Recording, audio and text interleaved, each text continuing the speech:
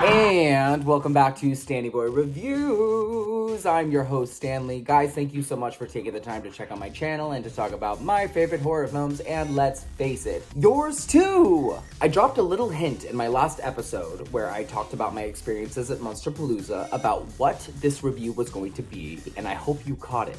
I've been reviewing mostly new releases, and since it's my birthday... and Anne Frank's birthday, but I don't really mention that all that much because it's kind of a buzzkill. I figured, why not review something fun that a lot of people have never heard of? Light and airy, and it is called Beware Children at Play. So picture this.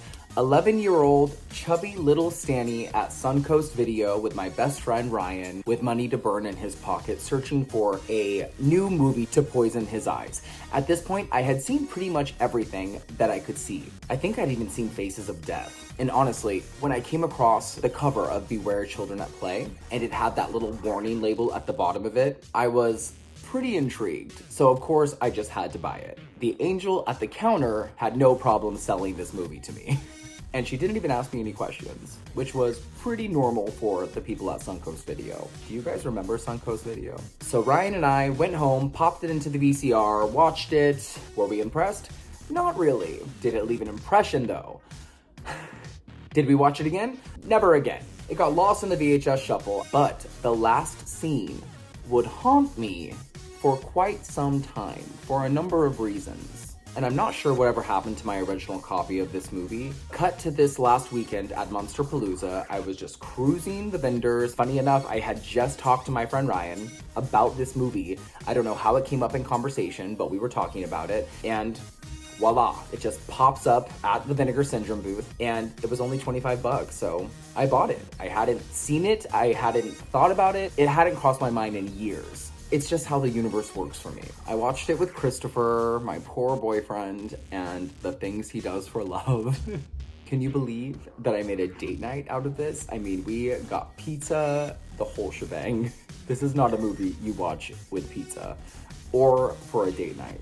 First off, let me tell you a little bit about Troma in case you don't know what Troma is, but if you're watching this channel, I'm pretty sure you probably do, but just in case. They're an independent, low-budget exploitation movie company that are well known for their super low budgets and shock value factor. Their titles include the Toxic Avenger films, Mother's Day, which is a movie that used to kind of scare the shit out of me when I was a kid, Tromeo and Juliet, movies like that. Troma was created by Lloyd Kaufman and Michael Hertz in the early 70s in New York.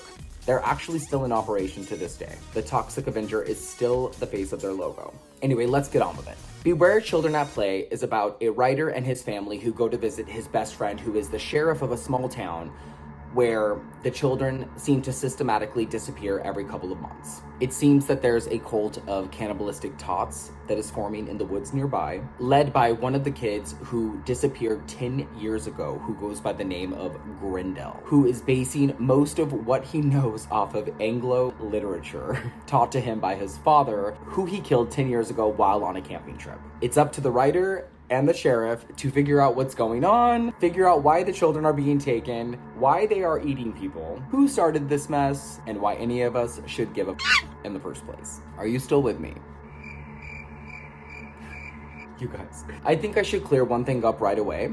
Rewatching this movie for the first time in, 25 years, it's as bad as I remember. But surprisingly, it was kind of watchable. But it's still really bad. Sure, the acting is terrible, the effects are completely amateur, and it is so cheap and awful, but it wasn't the absolute show that I remember it being. In fact, it wasn't until the kids were on screen chanting their idiotic babble and eating people that things got completely out of control stupid. Weirdly enough, here and there, I found myself having a lot of fun with it, even though it's probably one of the dumbest things I've ever seen put onto celluloid. And I've seen a lot of dumb There are some awful movies out there, like Troll 2, which is considered one of the worst movies ever made, but so bad it's good. So I would probably put this in the same category as Troll 2. But it's one of those things that you have to see to believe. Now, the ending scene is what had everybody up in arms. And by everybody, I mean the 7 or 8 people who have actually seen this film. It's disturbing, to say the least, but by today's standards, I guess it's probably pretty tame. It's definitely a trauma picture for sure. It's a movie that wouldn't get made today. It's not every day you see a massacre like you see in this movie, but with the cheap ass effects and the way that it's handled, it's not as bad as you might think. And that's not giving anything away. I don't want to give anything away because the ending is really the only reason to watch this movie. So do with this information what you will. I say go into it with a 6-pack of beer, a doobie, and this is coming from a completely sober person. I watched this completely dead ass sober. It's literally a piece of shit, and I think the people that made it know that it's a piece of shit and went into it knowing that they were making a piece of shit. So with that being said, on Stanny Stab-O-Meter, I'm gonna give it 2 stabs.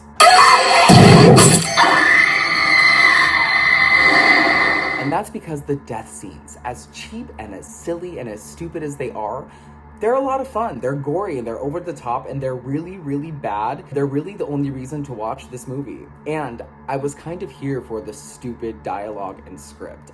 Girls with cleavages, front and back, being pursued by all manner of ghastly creature. I was entertained. I would watch this movie 100 times over as opposed to ever watching Men again. And that's saying something. What? I actually liked the Children of the Corn ripoff vibes. I liked the Jersey settings, and it kind of made me feel like a kid again, and it reminded me of the wistful days of my childhood. I don't know, it kind of took me back, and I'm feeling a little nostalgic, and maybe if I review this on any other day that's not my birthday, I would feel a little differently, but you caught me on a good day. Happy birthday to me. So y'all, let me know what you thought about this little gem, Beware Children at Play. Have you seen it? If you haven't seen it, I say give it a shot just because it's so bad it's good. Leave some comments. Let me know what you think. Don't forget to follow me on Instagram. Don't forget to follow me on Twitter. And if you haven't, you guys, please subscribe. I appreciate the fact that you guys are still watching. Come back next week for another review. I'm still here. I appreciate the fact that you're still here, and I'll see you next week. Bye, bye, bye. 35.